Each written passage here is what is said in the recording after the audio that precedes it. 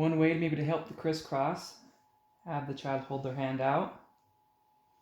have them make an X, tell them to hold the one closer to the thumb,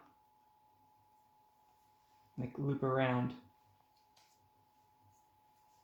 and under, and they can pull like that. Because sometimes, the whole flip-flop, kids get confused, but if they're able to put their hand out, you do this one first, tell them to hold it like that, and cross the other one over, and then